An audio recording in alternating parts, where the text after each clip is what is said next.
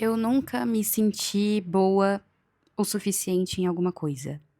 Sabe aquelas pessoas que são muito boas em esportes, aquelas pessoas que cantam, que dançam muito bem, que têm um talento muito nítido, assim, em alguma coisa? Eu nunca fui essa pessoa. Eu sempre fui a aluna nota 7, que era esforçada, mas que, mesmo se esforçando, as coisas não iam tão bem assim, sabe? E eu sempre me senti deslocada. Eu sempre me senti, tipo, número 2 assim, em tudo. Aliás, acho que nem em segundo lugar não, talvez em décimo. E quando eu cresci, isso ficou pior, porque a comparação ela começou a ser muito mais acirrada. Porque uma coisa é você ser ruim em matemática, em física, que era o meu caso, mas outra coisa é você começar a perceber que, além de você não ter muitos talentos, te faltam outras coisas também. Às vezes você não tem oportunidade mesmo financeira, um suporte financeiro para fazer grandes coisas. Às vezes você até tem esse suporte, mas ainda assim não se encontrou na vida. E no fim das contas, com muita terapia, muita oração, eu percebi que a comparação, ela estava me destruindo. Eu percebi que quanto mais eu olhava para o lado, menos eu me conhecia. E talvez seja por isso que eu gosto tanto de falar sobre o minimalismo, sobre a minha identidade em Cristo, porque tudo mudou depois que eu realmente conheci aquele que me criou. Eu passei a minha vida inteira achando que eu não era boa em nada. Eu literalmente achava que eu não tinha um propósito. E a gente vai tentando encontrar esse propósito nos lugares errados. A gente vai tentando satisfazer desejos, a gente vai tentando se moldar a talentos que são naturais de alguém, e a gente vai desvalorizando aquilo que nós temos de único, porque a gente acha que são talentos que não são muito importantes. Por exemplo, tem gente que escreve muito bem, mas hoje a escrita não é tão valorizada como era antigamente. Nós temos pessoas que sabem ouvir muito bem. Essas pessoas, elas não querem dar respostas corretas ou certas, elas só querem ouvir você, e você se sente tão confortável em falar com elas que parece que a dor até vai embora. Tem gente que, assim como eu, que é muito disciplinada, e eu fui descobrir que isso era um talento, sei lá, com 24 anos. Então, eu nunca dei bola para os talentos que eu tinha, porque eu estava ocupada demais procurando no outro o talento que faltava em mim. Então, quando eu comecei a olhar para mim, quando eu comecei a olhar aquilo que faltava em mim, eu comecei a procurar saber quem eu era. O que eu gosto de fazer? O que eu não gosto de fazer?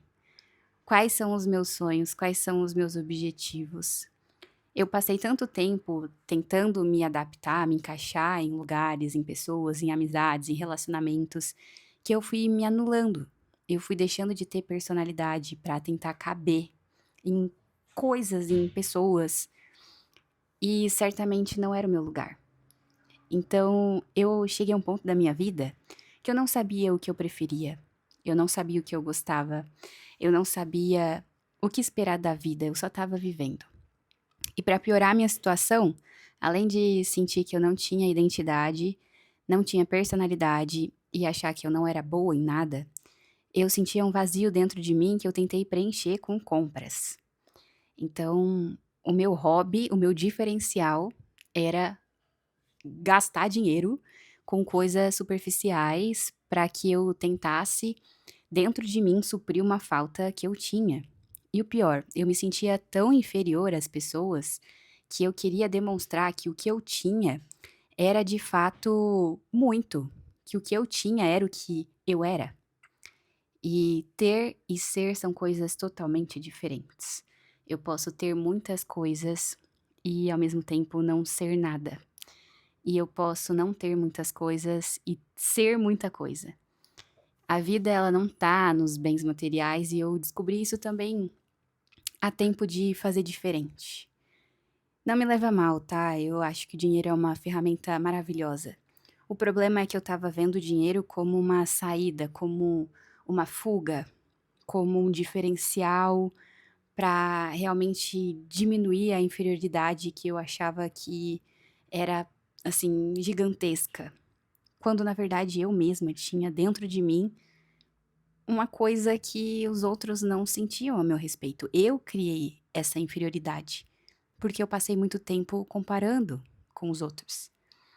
A partir do momento que eu olhei pra mim, tive coragem de olhar pra minha infância e percebi quantas coisas me faltaram, quantas coisas eu gostaria de ter tido, quantas coisas, eu passei que eu não gostaria de ter vivido, mas era o que tinha. E o que todo esse combo da infância me gerou hoje, como uma adulta, eu comecei a ressignificar aquilo que eu vivi. Eu amo fazer terapia. Eu acho que todos nós deveríamos fazer, porque a infância ela revela muito sobre quem a gente é, a forma que a gente reage. E eu gosto de descobrir quem eu sou.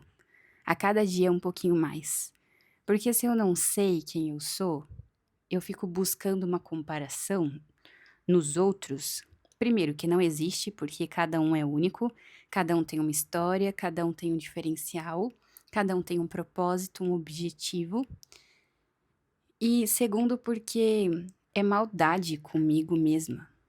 É como se eu não respeitasse quem eu sou, porque eu tô tentando olhar para o outro, só que eu não sou o outro. Eu não tenho o que o outro tem. E quando eu olho para o que me faltou, hoje eu posso permitir fazer diferente, ser totalmente diferente. E é muito bom, assim, depois que eu comecei a perceber que o meu dinheiro estava indo pro ralo, que eu estava gastando com coisas superficiais, que todo mundo da minha idade estava construindo coisas maiores, tipo tendo uma moto, tendo um carro, coisa pequena, mas pelo menos tinha. Eu estava de iPhone no ônibus. E eu comecei a fazer reflexões assim. Por que que eu estava querendo ter o iPhone do ano se eu não podia manter? Por que que eu estava querendo comer fora todo fim de semana se eu não tinha dinheiro para pagar à vista? Por que que eu queria comprar mais uma blusinha com meu guarda-roupa lotado? E eu fui percebendo que isso era, assim, uma falta. Eu queria realmente suprir. Eu não queria pensar. Eu queria só fazer. E nessa busca por mim, por realmente saber quem eu sou, sobre a minha identidade, eu comecei a enxergar muito além do que eu via. Eu comecei a enxergar que essa falta, esse vazio, ele tinha um porquê. E hoje eu gosto de falar sobre isso porque levei tanto tempo pra me encontrar e até hoje eu tô realmente me conhecendo e me curando. Eu sigo realmente a vida tentando entender ao máximo aquilo que eu vivi, para que hoje a gente possa fazer tudo diferente, assim. O que a gente passou lá atrás não tem como voltar, mas a gente pode observar o que aconteceu, olhar para o nosso hoje e agora, acolher a nossa criança interior e fazer as coisas como poderiam ser, como poderiam ter sido. Hoje eu não gosto mais de ficar remoendo o que eu vivi, remoendo como eu fui. Eu gosto de perceber o quanto eu evoluí, o quanto eu tô crescendo. E é muito bom. Eu acho que esse processo todo de se encontrar me levou a sanar essa dor que eu comentei com vocês no início do vídeo. Eu achava que eu não era boa em nada. E na verdade eu era boa em muitas coisas. Eu só não percebia porque eu estava ocupada olhando para o lado. Meu desejo com esse vídeo é que você possa olhar para dentro, ao invés de olhar para outras pessoas. Acha dentro de você a resposta e não em meio a um monte de gente igual. A gente está tentando se encaixar em um padrão que obviamente não cabe a gente. E é muito bom ser diferente. Ser diferente é bom. É isso, gente. Um beijo. Se você gostou desse vídeo, curte, compartilha, comenta. Tá bom? Um beijão. Deus abençoe.